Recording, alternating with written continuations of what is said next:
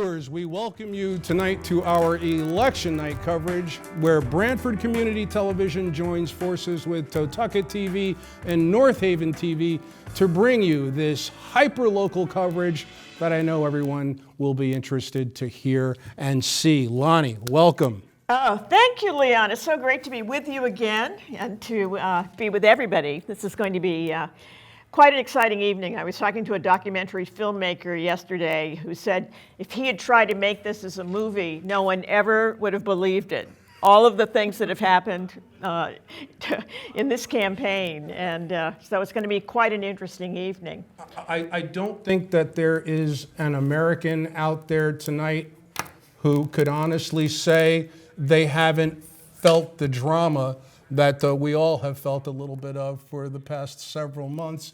And I know everyone will be interested to get to what we've all been waiting for, what the results are from this presidential general election this evening. I want to introduce our guests. Let's be thankful for the wonderful discussion we have available this evening. We've got the right ingredients. First, I'd like to introduce to Lonnie's right, Frank Tuhill. Frank is a member of the Brantford Representative Town Meeting and is now the clerk of the Representative Town Meeting, was the head of the education chair at Brantford RTM for years. And Frank joins us again for election night coverage. Frank, thank you so much. Next to Frank, we have Tracy Everson. Tracy is the majority leader of the Brantford RTM. She's a Democrat, she's a journalist, a realtor, and we welcome you back for more election night discussion, Tracy. Next to Tracy, we have someone, a face many of you will know. He is from the North Haven area. Well, he's the former state senator of the 34th District from 2003 to 2020, and the Senate Minority Leader from 2015 to 2020. Ladies and gentlemen, not much more of an introduction needed for Len Fasano. And to Len's right, our last but not least guest on the panel, we have Steve Fontana from the North Haven area. He is a former state representative from the 87th District from 1997 to 2011, and presently the West Haven Economic Development Director. We are hoping that Frank and Tracy will give us the Republican and Democrat perspective that we need from Brantford, and Len and Steve will share with us their views from North Haven and North Brantford, and we hope that'll give everyone out there the complete picture. Wow. And beyond North Haven and Brantford. Yeah. So, Lonnie, you were going to start the discussion. Well, I just wanted to talk initially about early voting because that's a game changer, and that's really been quite remarkable. And I know, Tracy, you were actually working. Yeah, I worked 6 of the 14 days at the polls in Brantford, and it was really well received. About 8,300 voters in Brantford voted early, and that's a little more than a third of the registered voters, about 20,000 in Brantford. Wow. And now I just got some totals in that about 75% of the eligible voters in Brantford voted as of 7:30. So, yeah, wow. It was a really strong turnout this year. Yeah, wow. Well, I spoke with the Democratic Registrar of Voters in Brantford early this afternoon, Jeff Rowan. And Jeff told me that when the Brantford polls opened up this morning, just a hair under 50% of eligible voters had already voted. That is something new. That's a great step forward, I think, for the state of Connecticut. With this as an option for the voting public. What do you gentlemen from the far right of our panel have to say about that? So I agree. I mean, I think early voting is great. It gives everybody an opportunity to get there. Probably some tweaks in the system. I think some folks believe Secretary of State believed it was too long a period and economically draining on the municipalities. So perhaps that has to be, but shortened up a little bit and some changes there. But the concept, you can't beat it. That's the way it should be.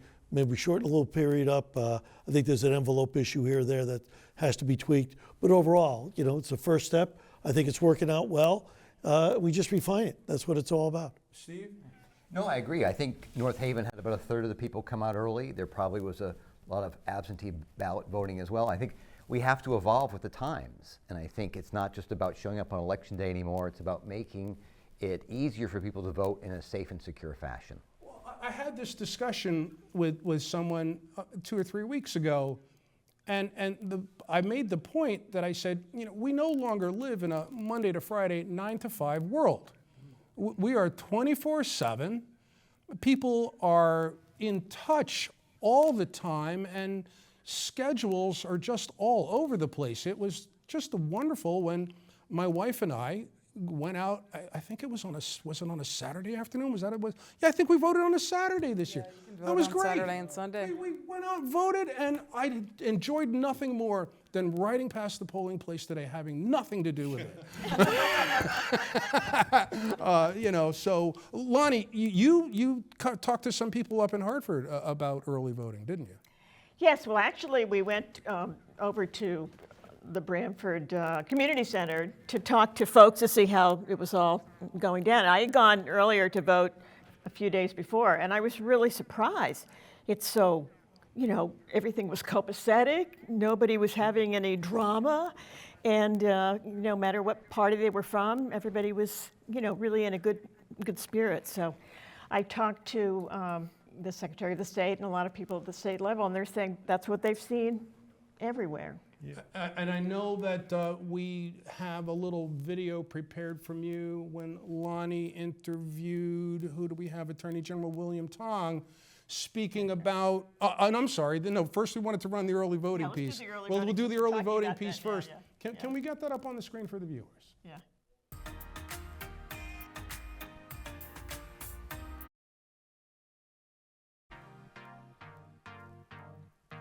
As a registrar of voters, now how do you feel it's going with all the layers of, managing it and It's everything? going well. It's very busy. It's, I think, a little bit more this time around than the last two because it's presidential. The two primaries were very low turnout. So we're getting a little overwhelmed, but we're doing our best, and it's going through, and people seem very happy with it. And the managerial part of it, of training people and getting more people on deck to help do this, has that been a challenge? Yes, it has, due to the fact that it's a little different than Election Day. That's just one day. This is constant day, and also the system is a little bit different because the process of voting on Election Day is a little different than this. This is kind of a mixture of Election Day and absentee ballots. So it's more paperwork filled out and getting them learning, and also they're using a system. Most elections, it's paper, you sign off, you get your ballot. This one, we have to log in, log out, and there's other type of things. So it's a little more complicated, and it's a little more difficult getting those people up to speed. But it's generally been pretty well. So you think we got to keep it? It definitely needs to be revised. EV works, early voting works fine, but it's just unfortunately these 2 weeks, it's just too long. I think under a week is better, especially over weekends, because this is my 10th day, and it's wearing. So this is a learning experience. Yes, yeah, it definitely is, especially presidential because everyone's coming out. We had one in March, which was a primary. We had another primary in August, and we had days that nobody showed up. So you're going from like feast or famine, and this is definitely the feast. So, but yeah, I think 2 weeks is too long. Maybe 4 or 5 days, and also the hours I think should be adjusted. But again, it's going to take a while for them to get through the process. So, but we're doing our best. Thank you. So I've only voted in one. I work at the rec department, so I've kind of seen a lot of people flown in and out. I think it's really good to get people out here. I know a lot of people just personally in my life can't, they might be out of town or something on election day. I think it's really good for them to get out here and just vote. And I took advantage of it as well because I don't know what I'm going to be doing at work on election day. I do vote here, but it just makes it easier for me. I think it really drives voter turnout. And what have you seen? I mean, you said you've been watching it over the last few days. I mean, is the mood really upbeat? And any problems? No problems. Honestly, the people working voting, they've been fantastic. Like they make me want to vote. I see them every morning. I voted yesterday, but they've been here for over a week now, and they're always so happy greeting me. It just makes me feel like I want to go vote and just get it done. Get out there, vote, and just drives, like I was saying, people to go vote. Yeah. Thank you so much. I like it. It's good. It saves a lot of time. I think it'll take some of the pressure off some of the people that are working there next week on the actual election day. I think by this point people know which way they're going to vote. So if they can do it a little bit earlier, take some of the burden off them on Tuesday, I think that's a good thing. And how have you found it in your family or among your friends? Everybody seems copacetic with it? Absolutely, yes. My daughter voted this morning. My brother voted last week. One of my sisters voted last week. So I think it's a great idea, truthfully. Thank you, John. You're welcome. So what do you think of this early voting I idea? think it's great. I think it makes it so much easier. This way you can come, a little bit before, you avoid the crowds, and you can get it done early. And I think it's a great, great idea. Are you finding that your friends are in agreement? Everybody seems to be really enjoying and having this option? Absolutely, yeah, it's absolutely right. My friends have already come to vote, and they're like, you should just do it earlier. It's so much easier. So, yes, I think it's a great thing. I like it. Thank you so much. Okay, thanks. So you've done it, you came, you voted. What do you think? What do you think? Awesome. It was very good. We love it. Yeah, last election there was a huge line, so this is great. It's a lot faster and more comfortable, and yeah, Efficient. Very efficient. And you agree? I mean, are your friends saying the same thing? Yeah, they are. most of the people we Most know. of our neighbors came, and they enjoyed doing this early. Yeah, it's a convenience, Yeah, I think the early voting is wonderful. Yeah, sure. It's easier to plan your life this way? Yeah, yeah. I mean, I didn't, usually on election day it can be very, very long, the lines. So it was nice. So yeah.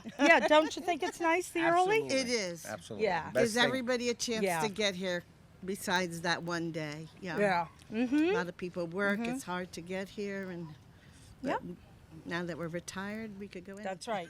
That's right. Me too. Semi. Yeah. Thank you. Thank you, everybody.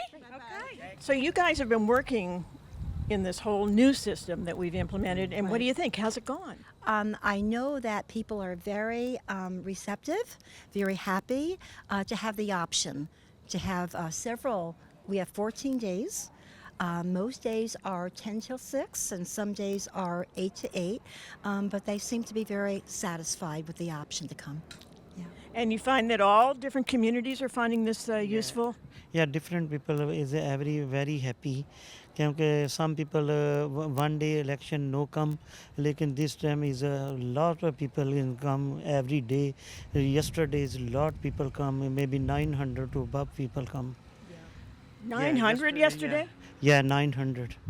But every day good preparation, maybe 700 or 300 sometime. लेकिन yesterday a lot of people come. Wow, that's amazing. And I was saying I voted earlier this week. Very happy people. Everybody looks like they really know what they're doing and they feel comfortable. Is that Yeah, how you feel? comfortable. Every people is this early election to very happy. Yeah. And how'd you feel? I would agree. Like anything else, I think it takes a little while to feel, everybody working together. But no, it's been great. People come in very happy, and it's been really nice teamwork. It's been a privilege and a joy to be here. I think we have the best job right now to be out here on such a beautiful day. Yeah. Thank you both. We've been talking to a lot of folks who've been coming out from early voting, and it's been pretty universal. People think this is a really good option. How are you feeling about it? Of course, anything that gives more people opportunity to vote is good. Yeah.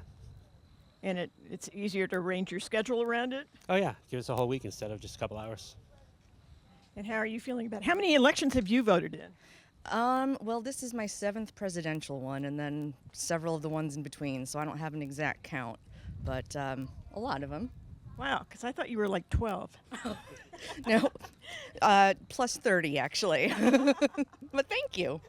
Yeah, but I think early voting is fantastic because a lot of people work on a weekday. I mean, and they can't get the time off, and then by the time if they have a break, spend their whole lunch break standing in line. It's not right. So yeah, I think early voting is fantastic. Thank you. Steve Gifford, North Haven DTC. So, Frank, you wanted to talk about this subject you know too, what, early Lonnie? voting. I know Frank wanted to add something about early voting, but we have a live shot we need to take. We have, please, producer, my name, Steve, who do we have? Democratic Town Committee. Steve Gifford. Steve Gifford. Do we have Steve available? I know we're trying to put him out. I know he's ready for us. Yeah, we got Brandy Monado Oh, here. here we go. There we All go. right. No, Wow. Yes, that's not Steve. It's Brandy. Brandy. This is Brandy. Thank you so much, Brandy. Brandy? Thank you so much Okay. for joining. And I apologize, Brandy. I wasn't expecting you. First of all, best of luck to you today. What can you tell us? I think I wasn't expecting you as a pretty good theme for this campaign. So I'm feeling incredibly optimistic and so proud of everything we've done to make sure that we're doing the best we can in this district, to hold our elected officials accountable, to bring people together, really make sure that we're investing in our community. Yeah. So, Brandy, I didn't get a chance to introduce you yet because we took you out of order in the show, but that's fine. I just want to let the viewers know, since we've got a three-town show going on here tonight, exactly who you are. You are Brandy Mandato. You are the Democratic candidate running in District 34 in North Branford and North Haven. You're also the Working Families candidate, and you're running for office. Is that all correct? Sorry, was the question first time running? It sure is. Yeah. Okay, so I heard and it sure is. So at least I had all the information correct, and we're sharing that right. Your right. feelings about your run today? Incredible. We hard as the last several months, pulled in everyone in the community, help people feel empowered and like they have a voice in the election. So I am grateful and proud. Brandy, thank you so much for being available. I don't know that the viewers at home were able to hear you clearly, and I want to get a chance to try to come back to you when at least I know that I can hear you a bit more clearly, because we've got some other people we want to talk to on our broadcast. So we will definitely try to get back to you, Brandy. Thank you so much for joining us. So much. Thanks so much. Thank Oh, you.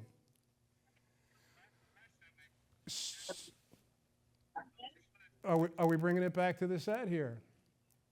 Yes, yeah, there we go. There we go. All right, so Frank, going back to where we had cut you off to take Brandy Mandato, Yeah. and you had something you wanted to add to what we were discussing about early voting. Yeah, Mr. Collins, I just wanted to talk about early voting for a minute. So, the thing I did was be at the first district in Branford this morning at 6 when it opened. And I couldn't believe my eyes because at the door were only about 20 people waiting. Now, this was a presidential election every 4 years. As we know, everybody turns out, for the presidential election. And always that door to the, to Joe Trapasso Community House would be jammed at 6 a.m. People lined up. That's the line I was so glad not to have anything to do with this year. I've stood on that line. Yeah, you got some great conversations, but I got other things typically I would like to do that day, and I was so glad to be able to do the early voting, just like you mentioned. No, well, the thing that was, Leon, it was a pleasure, like you say. There was no, big line. There was no long wait. Now, that's because early voting worked. I, though, have concerns, just like Len. He said before, it needs to be tweaked. I mean, it's from 10 to 6 for 14 days prior to the election. I think it could be shortened, like Len said. But it is an improvement. It's much more pleasurable now than it, just the one day. And the one thing I definitely want to say, and I got the idea from watching Lonnie speaking with the poll workers, and I want to say the same thing for the poll workers in all three towns. Thank you all so much, because I know that you are exhausted. It's not over yet, but please hang in there. We need you, and we all greatly appreciate you. I think everyone here would agree that our poll workers have made this. Well, they have to get certified. I mean, they have to go into training, get certified, and I mean, it's there's so many different layers to it, and they're still not done. All right, so let's talk about that topic, the one that has America as anxious. I'm sorry, yes, Frank. I just want to say something else, Leon. First of all, we have to congratulate, because they've already won. In fact, at 8:01, when the polls closed, they won. We have to congratulate his 10th term. He ran unopposed, so he won. Vin Candeloro in North Branford won his 10th consecutive term, 20 years now. He's represented the town of North Branford and also parts of East Haven, parts of Guilford. So congratulations. We also have to congratulate the other ones that won at 801, the 2 Brantford registrars that ran unopposed. We've got Jeff Rowan and Darren Lawler. Now, moving on to the presidential, I just wanted to report at 12:01 this morning, every year since 1936, Dixwell Notch in New Hampshire is the first town to vote. So in 2016, the vote was 4-3 for Hillary Clinton. In 2020, it was unanimous for President Joe Biden.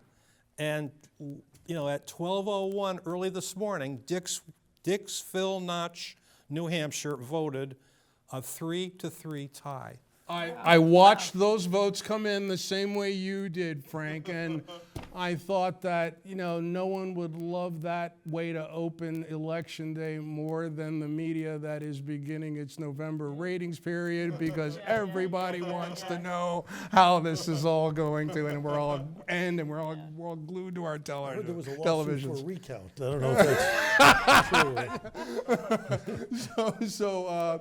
The presidential race, the one, a friend of ours said to my wife this afternoon that he didn't think he was going to be able to get any sleep tonight. I'm going to sleep. I think everybody on this panel's going to sleep. But let's talk about the anxiety level. Steve, let's start with you. Well, as we've been saying, this is a closely divided country at this point. And so there's anxiety on both sides or everyone's part about how the election is going to turn out. And needless to say, in a 50-50 country, a lot of people are going to be disappointed when we have a result. I think the bottom line is we have to figure out how we can work together. I think that's one of the things we've been missing the last several years. And just as a point of personal privilege, Len and I represented North Haven together for 8 years, different parties, but we worked together for the good of our community. And I think that's sort of been lost to a great extent in Washington. And I think however we do it, we need to start trying to get back to that. Can I just bring up a topic? It's something that I notice when I go out and I ride around the country, Connecticut, Pennsylvania, signage, political signage. After the last presidential election, some people never put their signs away. And we weren't always like that as a nation. And I would love, when this is over, if we could get back to doing that and put your signs away when it's over, and let's start working together. Because, you know, it was weird this year with the signs with Vice President Harris joining the race so late, because you didn't see signs with her name on them until the summer was practically over. Am I correct? And I just, it's a different political discourse in this country, Tracy. We're about to go to Ray Ingraham. Oh, I'm sorry, Leon. Nothing, Leon. Yes. Let's go to Ray. Yeah. Ray Ingram. Ray. Lonnie, please let our viewers know who Ray is. The ones who don't. Ray Ingraham is running for the 102nd state seat, representing Brantford, against Robin Comey. We're getting. Do we have Ray? Hey, guys. Are we going to Ray? Are we going to Ray? I think. Oh, yeah, Ray. Hey, Ray. Ray, Hey, good to how see you are you? again. Leon and Lonnie here with you. Against Robin Comey. Can you hear us? I can't hear it. So. Can you hear us, Ray? How are you guys? Can barely hear, so. No, Ray, it's Leon Collins with Lonnie Reed. Can Very you hear good. us? We'll try again. Yeah, we got it. Did he say that he heard us? He's got that look. He's hearing us. Ray, nod your head. You hear us? No, I don't think he does, because I just asked him to nod his head, and he's not moving. We can hear you. Yeah, it's two different audios. It's two different audios. They cut it. Let's it's two work out the sound on that so we can keep the show going. Let's go back to Ray and let's continue if we can. They're when I said, "Hey guys," The they discussion came up that we here. broke Yeah. out of, where They- were or we? came on Let's there pick latest, that late. back Everyone's up still- again. Yeah. You had asked Tracy a question. Tracy, do you remember where we were? We were talking about the presidential election, but that's okay. We're going to move. 2020. Yeah, the 2024 one. You know, Leon, here, I want to just weigh in on that topic. First of all, I think that in Washington, they're elected to fight, and I don't get that. They fight against each other. Who's investigating who for what? I don't understand it. I don't like it. I think it's a waste of taxpayers' money. It's not moving our country forward. All they do is finger pointing, and I think it's disgusting. Both sides of the aisle. Both sides of the aisle. Number two, I think the worst thing that happened to politics, if I may, is 24 hours news cycle. Look, the way you get on the news is you got to get a soundbite. The way you get a soundbite is being a little bit outrageous. So the other person has to be a little bit more outrageous, and then more outrageous, and then more outrageous. And before you know it, you have this discourse that you can't bring back. And it's clickbait for the media who loves it, because Harmony doesn't sell papers. Harmony doesn't hit the clicks. Harmony doesn't, you don't get to say, you should see what Senator Fasano said. I'll tell you right after this commercial. That is what they're playing for. And as a politician, to get on the news, you have to say something that's extremely outrageous to outbeat everyone else. Everyone becomes a shock jock. And that happens with, exactly, that happens with 24-hour news. Yeah. I don't know how you stop it, but that's the sickness that's taking place. And then you end up with these investigations. And unless the people say enough is enough, get together and make my life better, get together and control the economy, get together and fix the problems that we're all seeing every day, together, not two different plans, together. Steve said, look, we are separate parties, but Steve and I always talked about issues. There's always some common ground. And there's people in our parties, Republican and Democrat, who never want to seek that common ground. It's my way or the highway. That isn't the way it works. You got to, if you're married, you know you got to reach that common ground. There is no difference, right? You're not going to get everything you want. I You're worked in the U.S. Senate years ago for a U.S. senator, and the senators from both parties would have lunch together in the Senate dining room. Sit together, there are staffers, everybody sitting. That hasn't happened for years. Everybody has to sit in different areas of the dining room. You can't, even around lunch. I mean, the things that really make us human, to be able to talk about what's happening and how we're feeling about it, and to get, how's your daughter, getting a sense of who everybody is in a real way. Structurally, they did away with that years ago. I mean, it's horrible. I totally agree with you. And then you have the people who are so interested in putting on the show, maintaining that front, and then holding up the progress. That's right. So we got to stop everybody being a star. 24 hours a day. When I was in the Senate, the leader of the Senate, Senator Williams at the time, put together a nice dinner for Republican and Democrats to get together. And we did a comedy thing. And the leaders did comedy. Go ahead. No, please. We're going to go to Ray. Ray can hear us so we now. can hear the first selectman of Brantford now. So who is running for? Lonnie, please. Now, aren't we going back to Ray? Yes, Ray. State rep. He's RTM. Yeah, he's an going. RTM member. He's on the RTM. RTM. I'm sorry. I misspoke. Ray's an RTM member. I misspoke. Ray, we have Ray available for a live show now. Ray, we couldn't hear you before, and I don't think you could hear us, but can you hear us now? I could barely hear you. I can hear you now. I've got my earbud in, and we've got all this technology hooked up. Ray, because I can't hear you. Thank you for the promotion. Can the control room? Can the control room help me with that, please? Because I hear no one. Oh, you can't hear me? That looks like your comment behind him. Yeah, You had to go to outer space. Ray, I thought you were at Lockworks, but that's not what the picture looks like at the moment. Oh no! So you can hear us. So I can hear you. Yeah. Please just let the viewers know what you can, and if I'm the only one who can't hear you, that's okay. But what can you report from the location where you are tonight? Well, Please let everyone know where you are and what you're seeing and hearing. I am at Lockworks Tavern, but so far we've only gotten in the a few of the districts. And at that point, the way the few of the districts came in, I'm willing to let the election be decided right now. But I don't think they do. can't hear me, huh? Ray, and I apologize for the second time.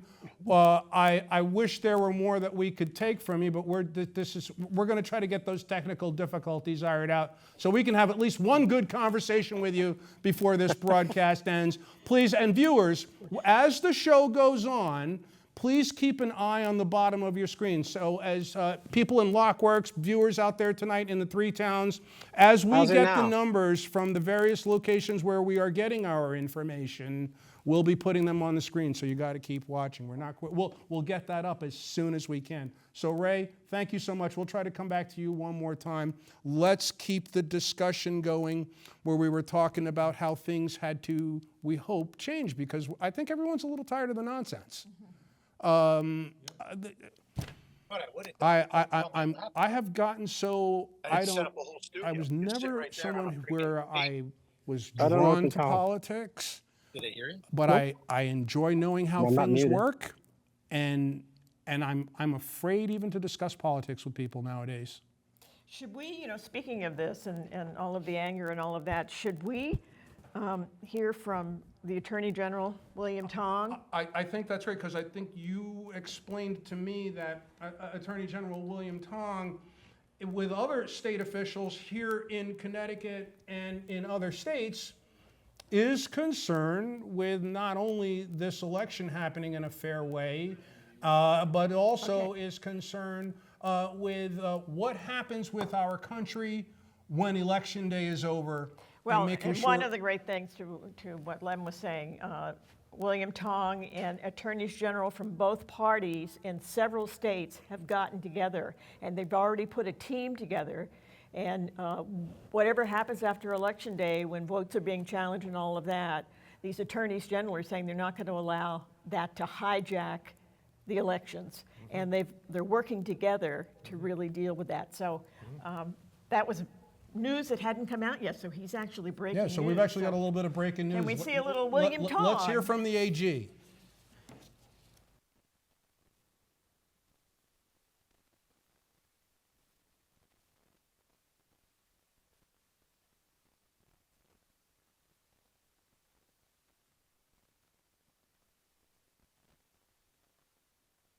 For my fellow attorneys general and I, Democrats and Republicans, we're going to issue a letter tomorrow, almost all of us, I think all of us, calling for everyone to support the peaceful transfer of power to whoever it is, and that we should not engage in unrest and no violence, of course. We're all concerned about it, but AGs are doing their part. And I was just traveling with my fellow Republican colleagues in South Dakota. We meet a lot, we spend a lot of time together, and I really did it so I could look them in the eye and say, we're friends, right? Remember that. Even though we totally disagree on almost everything, leave the door open, if not the front door, the back door, and take my call when I call. And let's just remember that we're in this together. Wow, that's great. That's the headline right there. Yeah. Yeah, no, seriously. I mean, I don't think it's... I don't think it's being dramatic or hyperbole to say that we're literally working every day to hold this union together. Thank you. Thank you.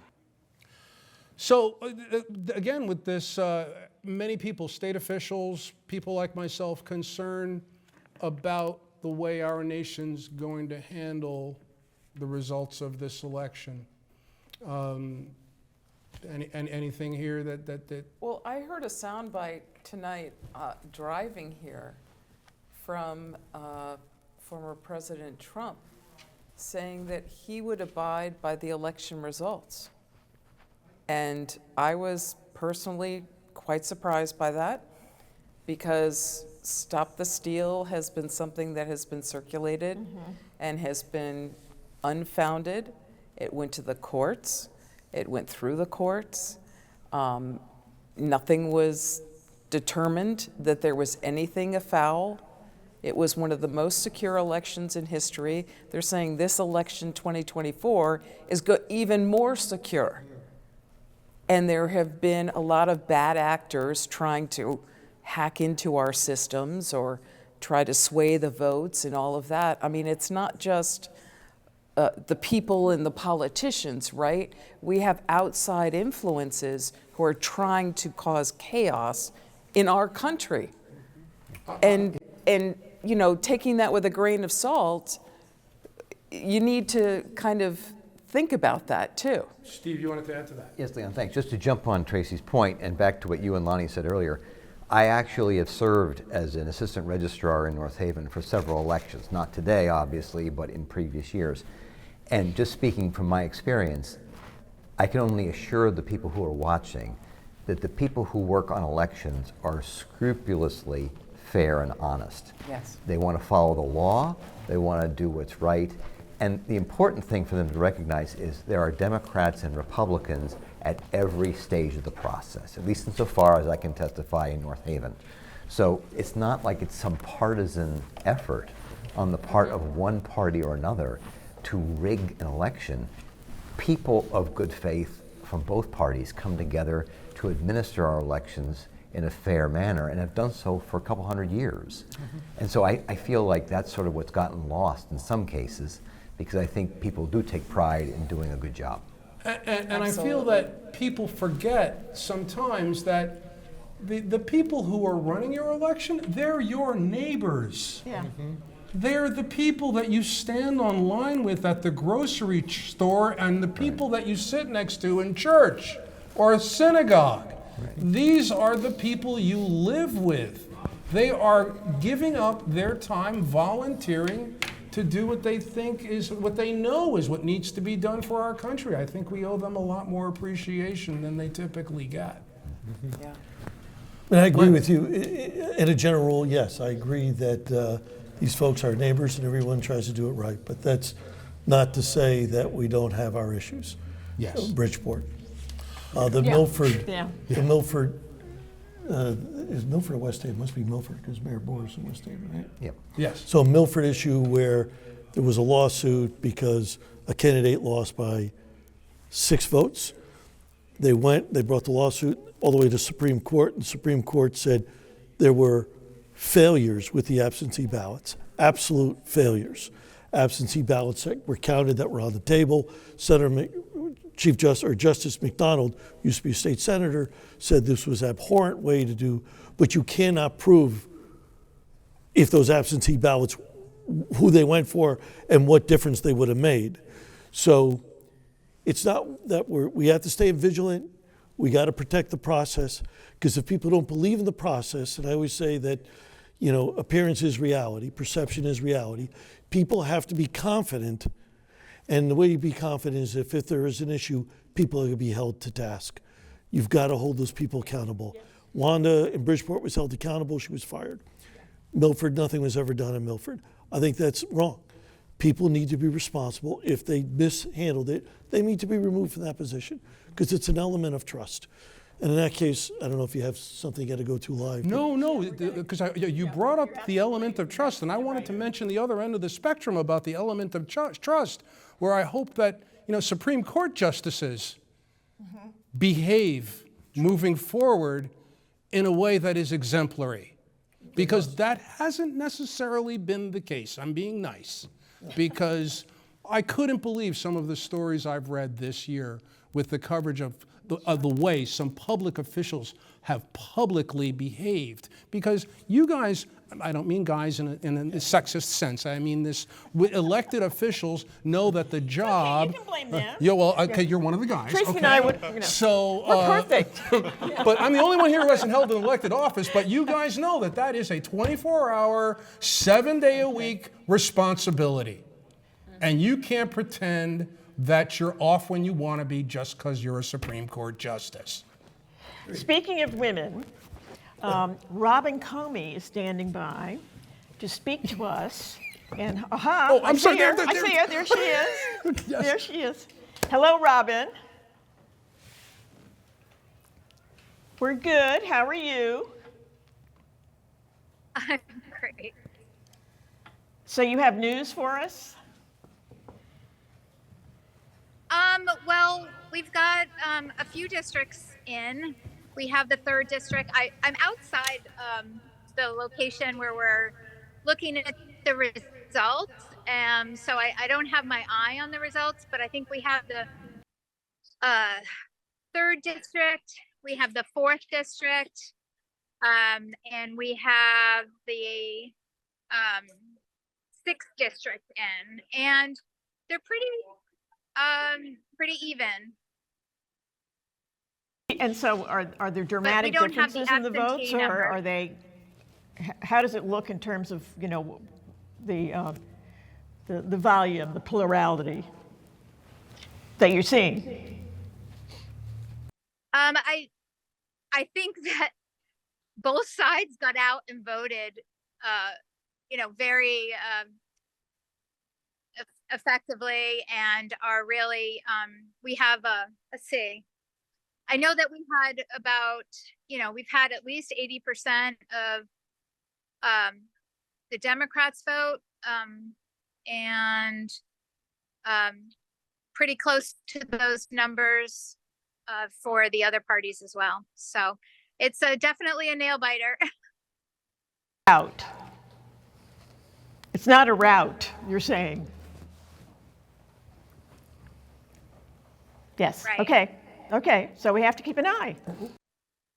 You say we try to do another hit with you in a little bit when we get some more of the totals in. Maybe we'll get a sense of how this is going to end up. Yeah, we went out. We sent a team out to get some numbers from the 5th district, and I think it's going to be a few hours for the early voting absentee numbers, and we'll continue to watch those numbers and wait for them to come in. Okay, thank you. Thank you, Robin. Thank you for joining us. Good luck tonight. Yeah. Thank you. So back to the discussion we were having. We were talking about, I think, about behavior and people setting examples.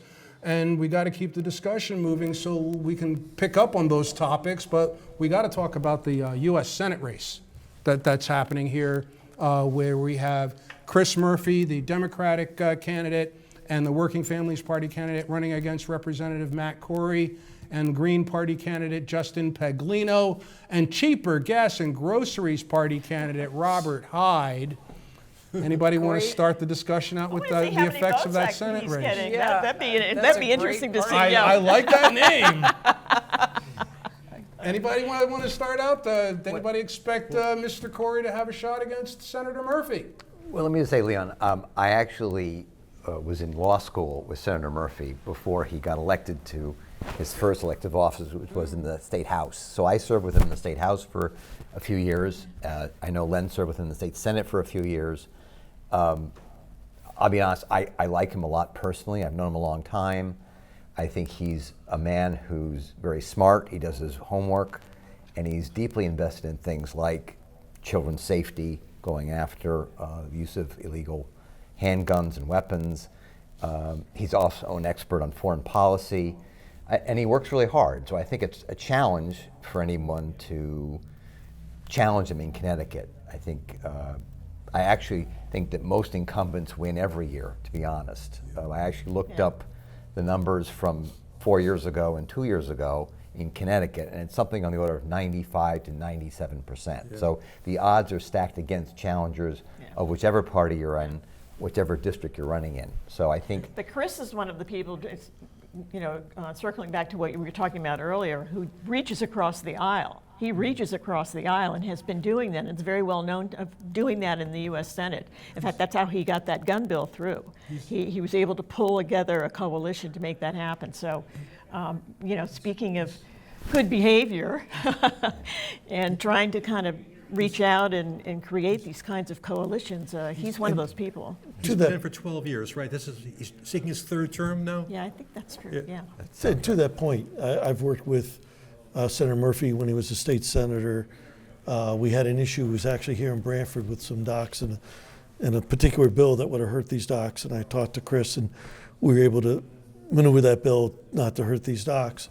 But he is very easy to talk to. I think he's a very personable guy, as Steve said. He's a nice guy. And the one thing that you have, whether it's I'm sure on the RTMs or the Capitol or the Senate, is your word.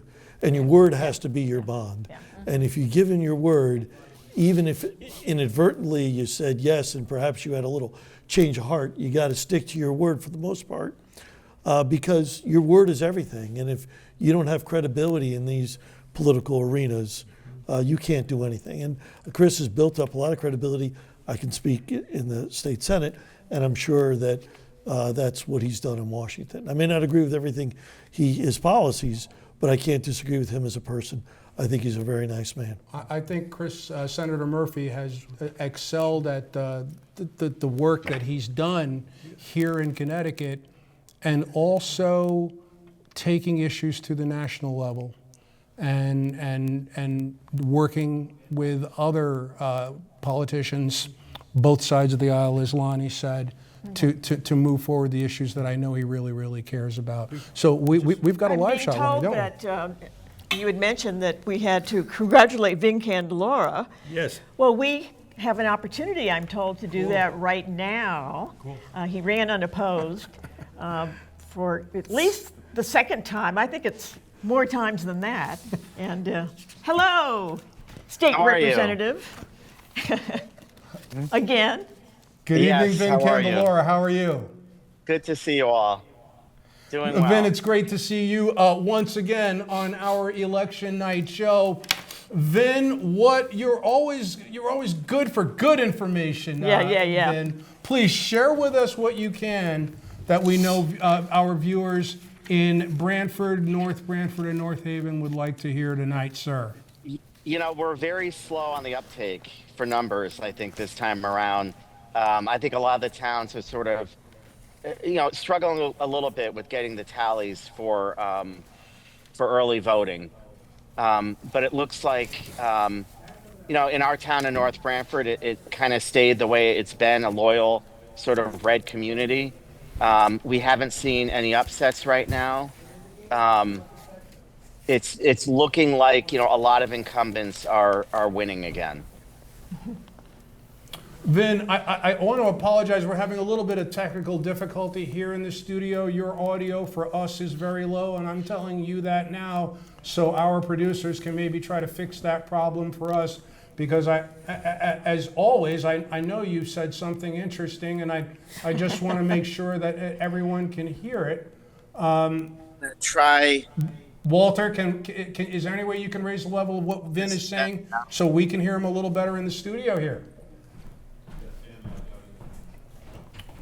So Vin, congratulations. I'm giving them a chance to adjust the volume, and I'll fill by saying congratulations on your victory tonight in the 86th District in North Brantford. And I know you'll want to hear this, Vin, because Lonnie has shared stories with me about the bipartisan work that a representative like you, like Lonnie did up in Hartford, and how we hope to see more of that kind of cooperation between the parties moving forward after tonight. Yeah, I mean, we're all here to do a job. Obviously you run on a party ticket, but once the election is over, I think we try to make sure that we have an influence over policies. So we've been able to work pretty well in the House with Speaker Ritter, and try to move Connecticut in a direction that is sort of bipartisan and collective. So it's been a pleasure serving the district, and looking forward to continuing to do that work. I am starting to get some numbers in. It's looking like a lot of our incumbents are winning. It looks like we retained the open seats in Southbury and Oxford. So it seems as if the districts are sort of staying loyal to where they've been. Well, Vin, what are you hearing about Logan Hayes? I've gotten no information yet on that congressional district. So we're still waiting to hear. All right, because we're going to try to get back to you a little later in our show. Okay. When we expect that you'll have some more information. Vin, thank you so much for joining us. Thank you. Thanks, Vin. All right, care. so we talked a little bit about Chris Murphy, and let's move on, of course, to the U.S. congressional race in Connecticut Congressional District 3, where we have... Can I Oh, yes, please, I'm Tracy. just, reading an update here. The Associated Press is calling the Chris Murphy won re-election. Connecticut went with Kamala Harris. She got the 7 electoral votes here in Connecticut. From the Associated Press, please, Yep. Tracy, repeat that for people who might have missed it, what you just had for us was The great. Associated Press is reporting that Kamala Harris won the 7 electoral college votes here in Connecticut. And Chris Murphy won re-election and a 3rd term in Congress. And votes continued to be counted. Did we hear any results? Because I just was about to bring up Rosa.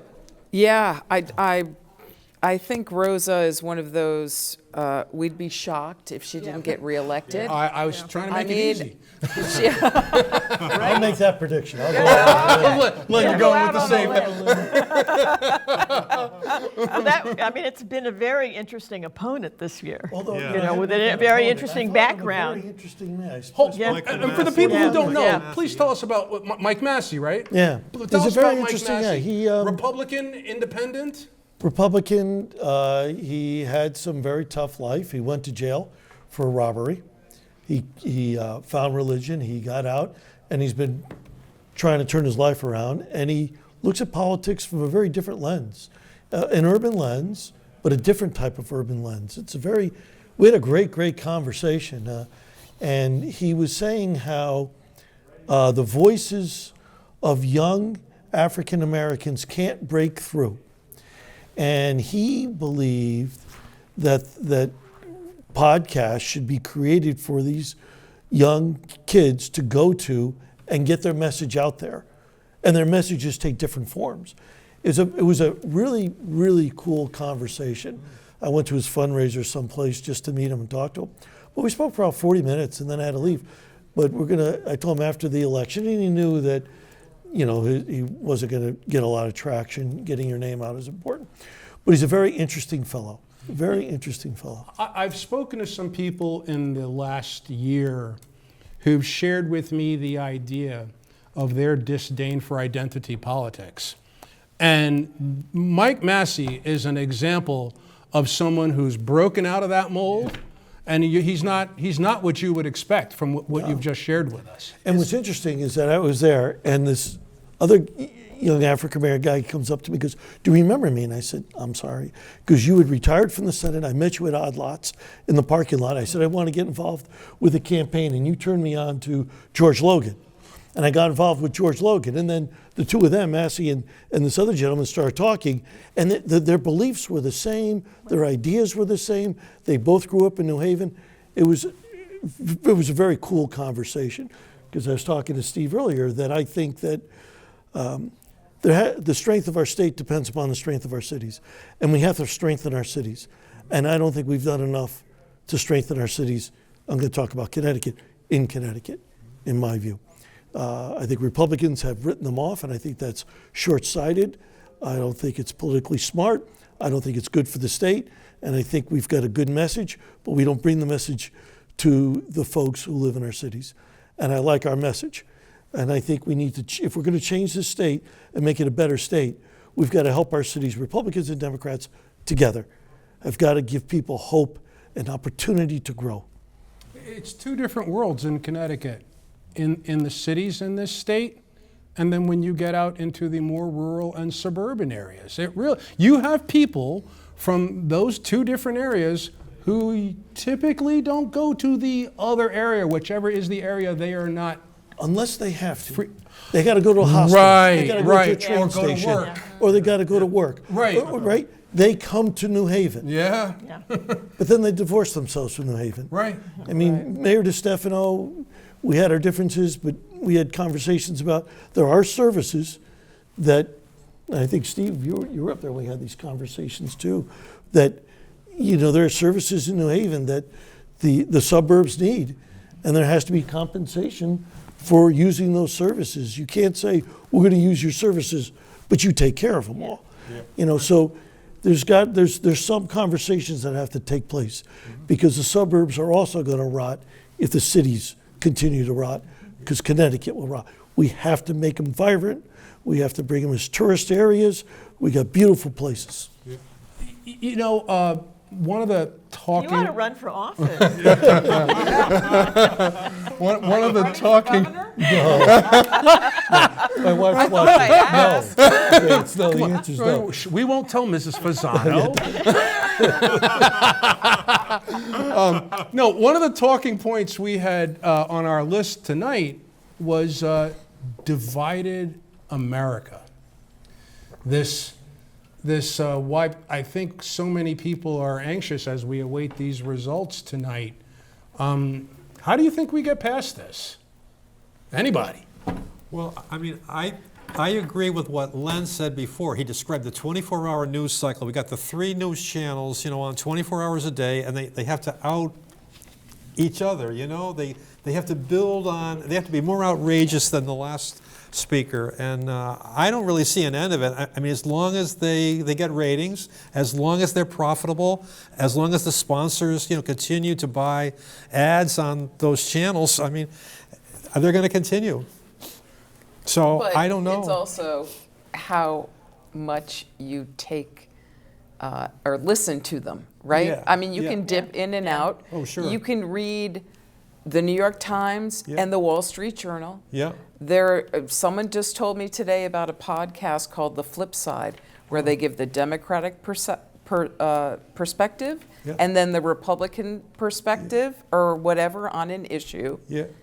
and they leave it there. Yeah. So at So the it's up time- to you to decide how you, Yeah. what you believe. Well, that was right? the old slogan of the Fox News channel. It was what? We report, you decide. And when CNN was first started, by Ted Turner, it was, it was a news channel. Okay. It wasn't like slanted, either left or right. So, but I don't think it's going to change. Like I said, as long as these 3 news networks are profitable and the owners are happy. Now, I've heard that with the new ownership of CBS by Larry Ellison's family, they took control of the old Redstone empire. Supposedly, they're going to clean house at CNN. They're going to return it to being, a fair and balanced type news, as it was originally. So, I mean, we'll see what happens. Having been old school in journalism, it's just changed the way, you used to go into a story to tell both sides. I mean, you were Yeah, not that's supposed to have a right. position. That's right. And you were not supposed to Exactly. be on camera saying, well, this is the way, you Your had to spin, get your both spin, there was sides. no Yeah, spin. there was no spin. Right, And that's exactly, why yeah. people, I was talking to a bunch of my former, I was in New York for many years, and talking to a bunch of my former news colleagues, and we were talking about, remember back in the day when Walter Cronkite would go on the air and people trusted him?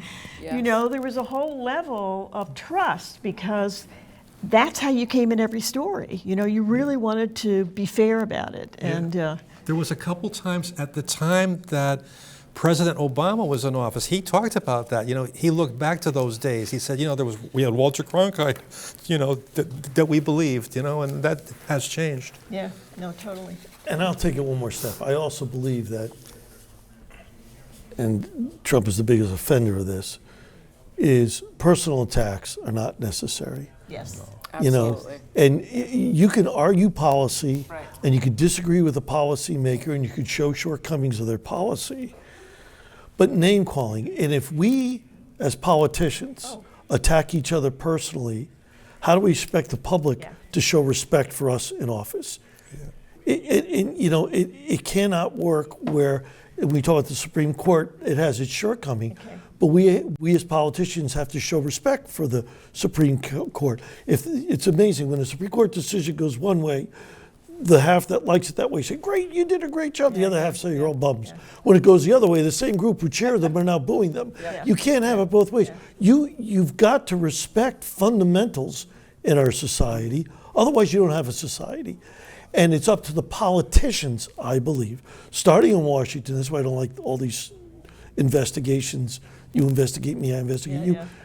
I'll impeach you, you impeach me. That's right. Yeah, the quid pro You've got to quo. show respect. Yeah. And if we don't show respect to each other as politicians, we can't get respect from the people, which means our laws don't get respect. And it's it may be my simplistic view. It is a tumbling downward of the whole system because the politicians are causing that downward trend. Well, the thing and I they blame s- them, nationally, more so than ever, but also Connecticut-wise. I'm being told that we have Dave Yaccarino, State Representative Dave Yak. Yaccarino, standing by. Is this true, everybody? Is Dave going to be with us? Ah, there he is. Aha! Dave Yaccarino, Hey, Dave. good to see you. The 87th district. I'm going to let our producers know we're having trouble with the volume on the monitor in Yeah, the can you guys studio come and again. If fix you that can again? adjust that for us. Dave, you are speaking with Leon Collins and Lonnie Reed. Tonight we are here with BCTV, North Haven TV, and Totucket TV. Please tell us what you can report about election results and The 87th the district. 87th district today. Well, good evening. It's hello, Leon and Lonnie and Steve and Len and Tracy and Frank. you guys are cutting in and out. But yeah, right now we don't have all the votes in. 4 out of the 5 districts, I'm up quite a bit, but we'll see what happens. But as far as the election, looking good. But at the end of the day, the real work, as everybody knows in that room, starts whoever's elected going forward. Walter, I'm seeing everybody else, but Dave, thank you so much for sharing with us what you can tonight. Dave, should you be successful this evening, tell us about your plans moving forward. my plans moving forward is continually to work for the great town of North Haven, the 87th district where I grew up. Continue to work my efforts with other folks on growing our bioscience corridor for healthcare and jobs. But really working, and the biggest problem is going to be next year is the electric rates and the budget. Working on the budget, trying to come up with a solution where you don't raise taxes, don't touch the guardrails, but also address the problems of energy. And the fact of the matter is, my friends on the other side of the aisle do not want more natural gas, more nuclear. We need both. And until we get there, we're going to have the same problem, unfortunately. Yes, Dave, thank you so much for joining us. So Dave, what I've said to a couple of people who've done live hits with us, we would like to come back with you when we get a little deeper into the results, and maybe we get the chance to congratulate you this evening officially. I appreciate that. Thank you all for being there. It's great to see some folks I haven't seen in a while. Thank you so much. Nice to see you, So Dave. I do want to say to our viewers, take a look. The numbers are starting to show up at the bottom of the screen. And we're going to take the Paul Christie live shot in just a second. But start looking at those numbers. You see the numbers for Dave Yaccarino. These do not include the early voting numbers. Today only. Votes so those haven't been totaled yet. But these are just the totals we have of people who voted today. We have Ray Ingraham with a slight lead over Robin Comey right now. So that is happening in Branford. Paul Christie is ready for our live shot and is ahead by 200 votes almost, 150. Paul, I think we got a live shot with you, so you're ahead, sir. Congratulations. Hi, how are you? And what can you Thank share you. with Leon Collins and Lonnie Reed for our election night show this evening, sir? How are you? We're doing fine. How are you? Well, I'll let you know soon, I hope. Okay. Yeah, I've seen a lot of your campaigning that you've done in our area, and I commend you for the effort that you've done to get involved, sir. And tell Thank us what this experience has been like as you've run for office. Is this the first time, Paul? No, he ran last Second. time. Well, Ran last last time time, too? yes. That's right. Please correct me, yes. Both times, Leon, he's self-funded. Self-funded, Paul. How are you doing it?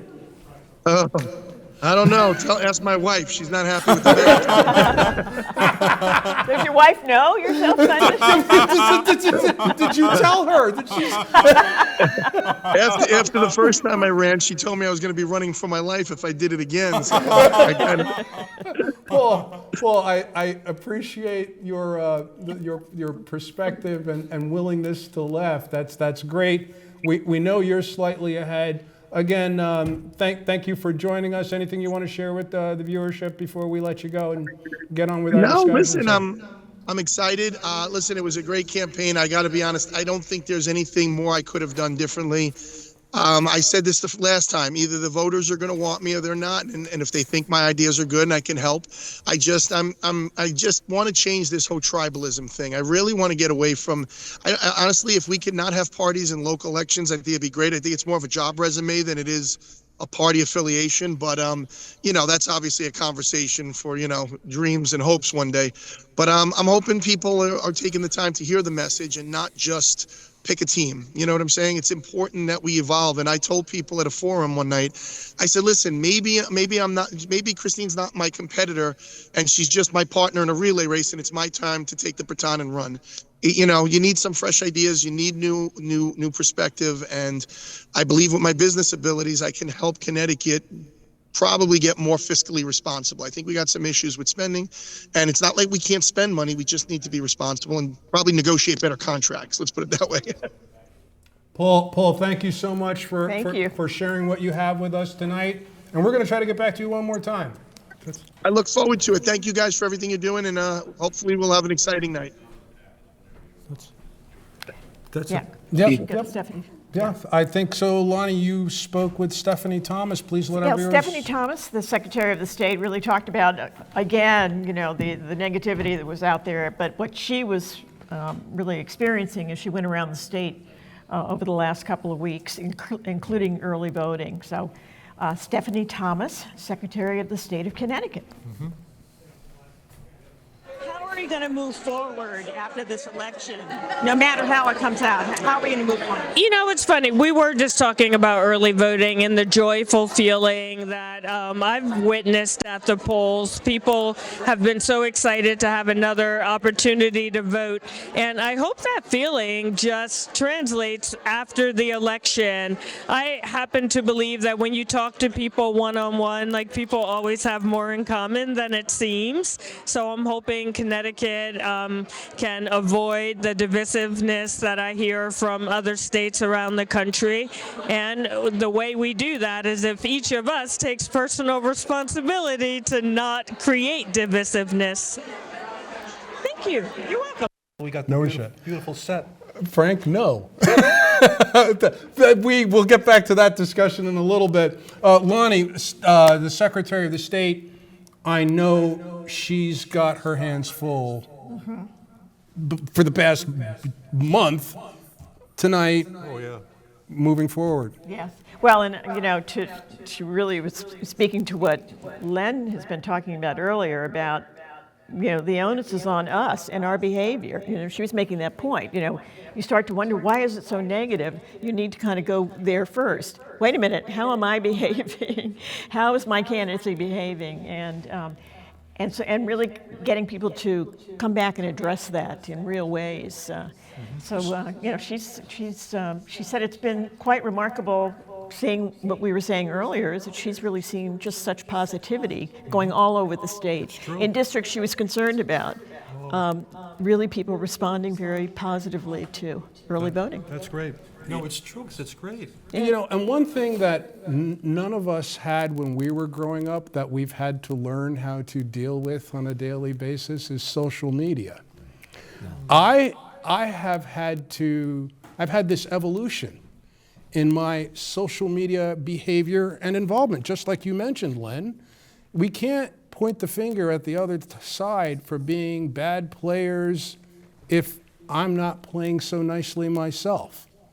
So in the past 4 years, evolved in a way where I checked my comments in a way that I hadn't in the previous 4 years, because I didn't want to continue to contribute to the mess that I know we all feel that we're in right now. So I agree 100% with you. I've had to learn. I know other people have had to do the same. I wonder what it's going to be like for the young people now who were born with social media around them. I just can't even imagine what the situation will be like in 30 years. But I'm not on social media at all. I don't, Glenn? I started to look at it. I said, this, and I'm not anywhere near it. I don't do it. And even when I was in the Senate and people would comment on things I said, and my staff would say, did you read what I don't care what people, if you haven't got the courage to come up to me and tell me what you think, I don't care what you think. Right. You have an issue, come talk to me. You're in my district, pick up the phone, call me up. If not, I have no interest in someone in the dark of the night sends out a nasty comment or a criticism of something I said or did or whatever, and you don't want to talk to me about it. I don't care what you say on Facebook or I don't even know what they're all Instagram or whatever the heck they are. Len, we have a lot of keyboard warriors out there, and you have to learn how to deal with them. Steve, I was going to say, keyboard courage. There's a lot of keyboard courage. Yeah, yes, keyboard exactly. courage. Say whatever they want. Yeah. And I think it's so true. You we have might to want to, just I should say to the, ignore to the control noise. That's room, right. We might want to bring up at some point the package that has it's got several people, Lieutenant Governor Bizewicz, John Scanlon, Eric Russell, really talking about this whole issue and what they're saying to their families. Sean actually is very good about, he's got these two little kids and the environment that's being created. So we might want to key that up. Is that doable, control room? Blumenthal is ready. Well, let's run Senator Blumenthal because he talks about this as well. So let's start with Senator Blumenthal. He had spoken actually where I encountered him about D-Day and about seeing so many young people saying, this is so horrible. How can we overcome whatever is about to happen to us? And he said, well, he had just come back from Normandy and was making the point, that we have a history of overcoming, and was concerned that they were not really very aware of a lot of our history. That a lot of our kids, because they're into social media, they're not paying attention to the classroom. And in fact, that was something I noticed years ago with all the STEM, which we need because we need technology, but suddenly history's not taught as well, social studies, all that stuff. They bring the phones into the classroom. They bring them into the classroom. I know it's. So let's see Senator Blumenthal because he talked about this. People are anxious and apprehensive, and rightly so, probably more scared than I've ever seen a lot of voters and people who've been involved for a long time. But we're an enormously resilient and resolute country. I love that you talked about D-Day. It just is always overwhelming when you see what they had to do, how many bodies they had to climb over to even get to the cliffs and start. And I thought it was so great because when you talk about the American spirit and the resilience. We fail to teach history in the way that we should to a lot of our young people, and I've talked about that day with young people in classrooms and elsewhere because that history is so important in reminding us that we've stood as a beacon of democracy, not just in rhetoric or words. At 6, but in Brantford they started at 9. Oh, I see. So that We're just really talking isn't. about how difficult we were hoping for better numbers at this point. And we were just saying that there's so many layers of counting these votes this year. For the viewers who were not with us at the top of the program, please, we are Leon Collins, Lonnie Reed, Frank Toohill, Tracy Everson, Len Fasano, and Steve Fontana. We are our election night panel bringing you a 3-town production from Brantford Community Television, Totucket TV, and North Haven TV, bringing you this presidential general election night coverage. We've been on since 8 o'clock, and what we just talked about is usually by this time, we've started to get more totals in to report to you. What I have been explaining to viewers is to please keep an eye on the bottom of the screen, because by this time, an hour and 15 minutes after the polls have closed, we usually have a sense of more of how the totals are more complete. Mm-hmm. And Tracy, you were just sharing with us at the state level what you were seeing about totals that are in, and it's very low? Okay. Yeah, the state returns, the unofficial returns are really low. I just checked their website, to see, because there seems to be quite a lag between, usually by this time. But remember, we're dealing with early vote, the absentees, and today's vote. Yes. So the tabulator Yeah, vote is yeah. going to be the first one that probably comes in, and then they have to add in the early voting, and then they're going to do the absentees.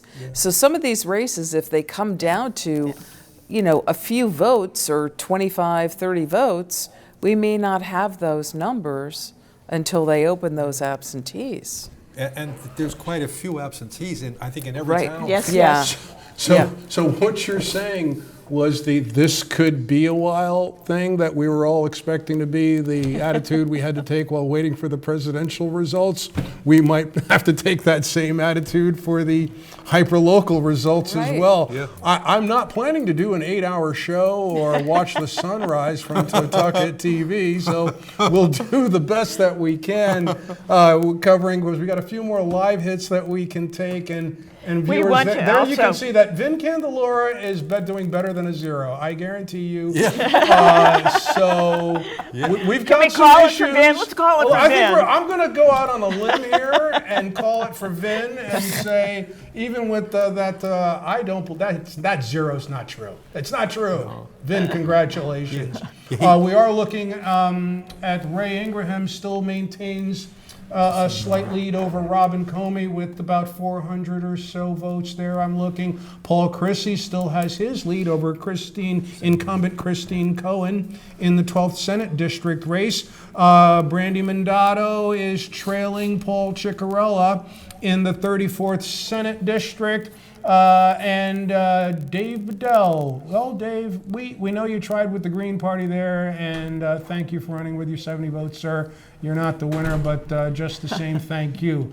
Vin Candelora ran unopposed, so that 0 is not true. I think they're telling me in the control room that they have the other state officials. Oh, you have Robin Comey, okay. We've got Robin Comey back. Robin running in Brantford. 102nd district. 102nd Running district. for re-election. Running for She's the re-election. incumbent. Incumbent. Robin, you are running against Ray. What can you tell us this evening, please?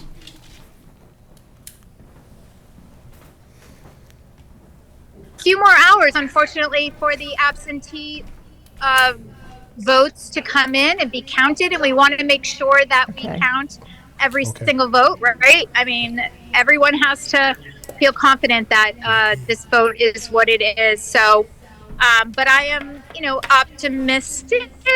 But I'm still nervous. I still have a little bit of a pit in my stomach, and I'm just hoping that the absentee and early voting numbers look like there's more Democrats that are counted in that. And if I do okay with that and bring in those Democrat votes, then I could, be a little bit more confident. Thanks, Robin. Robin, thank you so much for joining us and explaining that we may not know tonight, and it's we gonna take really a while. want to know, and we understand it's I'm gonna sorry, take I'm a having while. difficulty So- hearing so- you. So thank you for your efforts, Robin. Can you hear me? No. Yeah, I'm not really hearing them. Let's bring it back to the studio here in North Brantford. Did we want to see the other compilation of state officials? Yeah, they're sure. ready 'cause for that. You, Okay. you spoke with Eric Russell. Eric Russell, John Scanlon, Lieutenant Governor Susan Bisewicz. And Eric is relatively new in his position. Remind our viewers who Eric Russell is and a little bit He about is what you the chatted treasurer, about the with him. state treasurer. And, Okay. yes. So we can hear from our state treasurer with our interview with Lonnie Reed. Please, let's roll that. How do we kind of change the environment, because it's feeling very negative? I think we're more divided as a country than we've been in a long time. And I think some of this is just the rhetoric and division that we've seen, frankly, by someone that's running for president right now that's really been feeding into a lot of that. At the core, I think that Americans across the country, I think people here in Connecticut have a lot more in common than we have that divides us.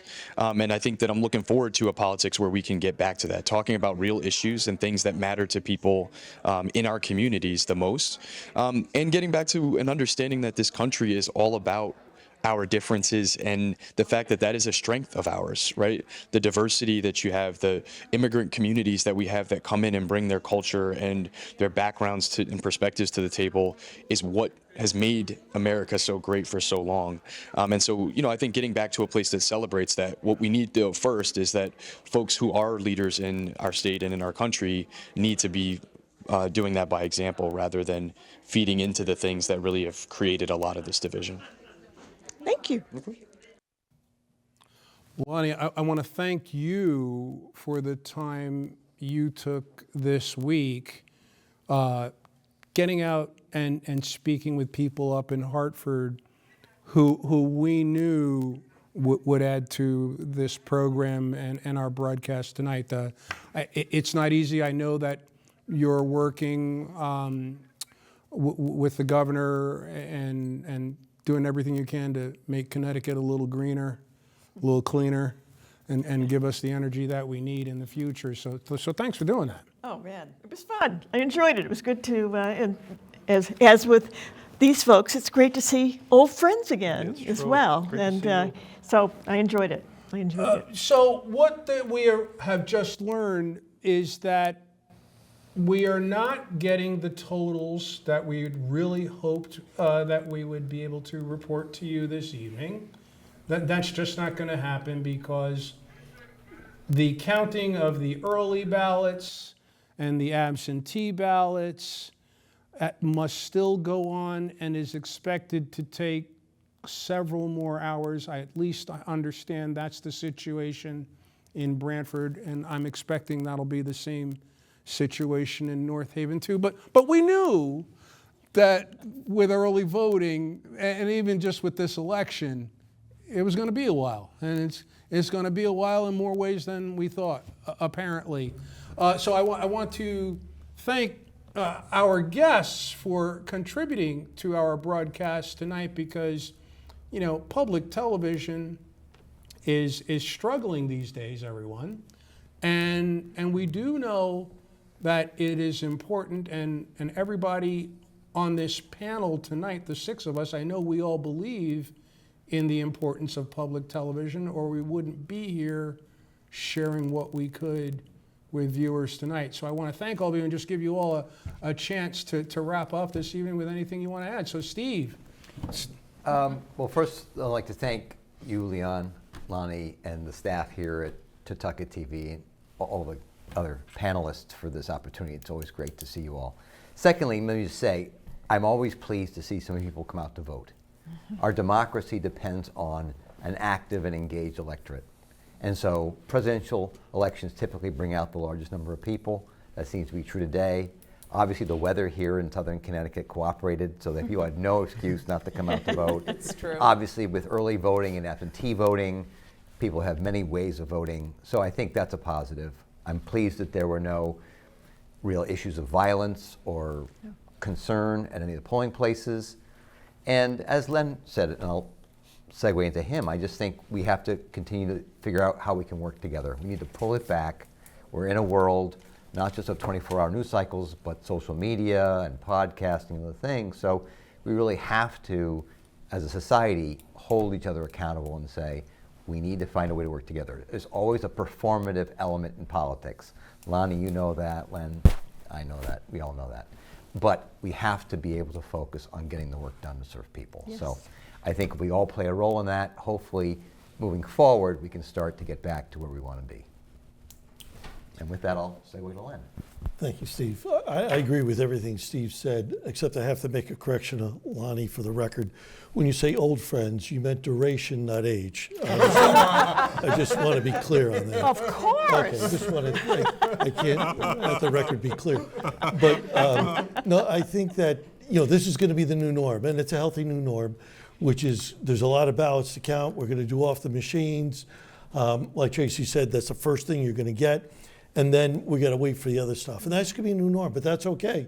If we're going to hit a high percentage of voting and that's the way to get the votes out, people need the other voices, because we all who have been elected serve at the pleasure and the honor of being elected to that position. And therefore, those voices have to be heard to keep us in check and on the straight path. And I think we all have to do our best from this point forward to tone it down, get back to normal, be tolerant, and believe in our system, no matter who wins, and honor the system and respect the system. I may not always have agreed with various Democratic governors, but I respected the governor's chair. That was the governor's chair, and you respect that no matter who sits in it. Yeah. I agree. I do agree. I think it's really important. I mean, there's not a Democrat or Republican way to pave a road. There's the right way. Yeah. And you have to come to agreements. You have to do some, checks and balances and give and take. But ultimately, we all work for the people. If we are elected, at least we should be. Yeah. So, and just a point about the early voting, there were some Republicans that I was working with, and they were very skeptical about early voting until they saw and worked in the process. Yeah. And saw how much you have to check the identification. You check the signatures. You have to authorize. You have to attest to the fact that you are the one who filled out the ballot. There are all of these checks and balances in voting, and it is a bipartisan procedure. And nobody's trying to cheat anybody else out. We're all trying to do the right thing and just get the votes counted. And hopefully, this broadcast will end before we know what the vote totals are locally here. But I certainly appreciate the opportunity to, be shown in the community where Frank and I represent. Yeah. So thank you for that. Tracy, and I just wanted to say to you, because when you were talking, I was nodding my head no, and my nonverbal communication was not to you. It was to my producer, but you're a TV person, you knew that. Yes. Okay, I just wanted to be sure. It's like, why is this guy shaking his head? Like, no, I absolutely agree with you. No, we don't want to take that live shot. Let's hear from Frank. Thank you, Leon. Well, it was great to be here with you and with Lonnie. You did a great job, as usual, and also great to be with Mr. Fontana and Len Fasano and, of course, Tracy Everson. This is, as Leon said, this is a public television. It's, as he also said, hyper-local, and it's great that we have this. And like the cameras tonight, they didn't always work, or the audio was bad. But I mean, it's local TV. I mean, we're all amateurs. We're not pros, and everybody did the best they could. You got the great station manager of the last 10 years. He's been, the best there is, Walter Mann, and we got also in the control room somebody else that's outstanding, Doug Sisson. And then, of course, Henry Pond here, who I work with all the time on Around the Town in Brantford, and it's been great to be here. And every year, BCTV, NHTV, and also Totoka TV, it improves. It takes another step forward. We got great leadership. And as Leon also said, it could be at risk because, when cable first came to the area, public access got, I believe it was 10% of the bill went to public access. And I don't know what it is now, but I understand that percentage is getting cut and could possibly even stop. So, I mean, this is a real treasure, for you, in these three towns, to watch this. And I just hope it keeps going. So thank you very much. It's been great to be here. It's an honor to be here with all of you. Frank, thank you so much. Lonnie. No, it's really, and just building on what you were saying, it's when you think about local news and the disappearance of local news and local newspapers, this is the only place you can get it now. This is the only place you can get it. And the things that Hugh and Henry do, the things that are happening around town, the important issues that get addressed, they're not getting addressed anywhere else. And so it's really scary to think that we might lose our local community television stations because and we're really working hard. I mean, Leon has been amazing to bring in more interns and to really get the excitement built up again with young people who want to be in television, that this is a good place to start learning how to do that and to be able to really contribute to the fabric of the community and tell the stories that need to be told. So it's been a pleasure to be with everybody. Friends of long duration. Tracy, you said something, interesting where people shared with you that when they got involved in the process, the skepticism started to fade away. And that's a wonderful story. Right. Because we're always asking people to get out and vote, right? But let's take it a step further, because one thing we are suffering so terribly from right now is wild skepticism and conspiracy theorism, whatever you want to call it. People are so quick to believe something for which there is no proof because someone has said it and they've chosen to believe it. But what you just said about people taking the action of getting involved in their communities Experiencing and it experiencing firsthand. it firsthand, the system that they were skeptical of, they take a different, more informed perspective. And I challenge everyone to do that, to get involved in your community, to become part, to make this the better country. So we don't know exactly how things are going to end up, but we all know we want it to be better than it was yesterday. And with that, Yeah, we all want to work together. and we all to make that. we have no choice but to work together. But in a good We're way. stuck with each other, Right. so let's make it work. Absolutely. Everyone, thank you so much for being part of our election night broadcast. Viewers, we thank you because we wouldn't be anywhere without you.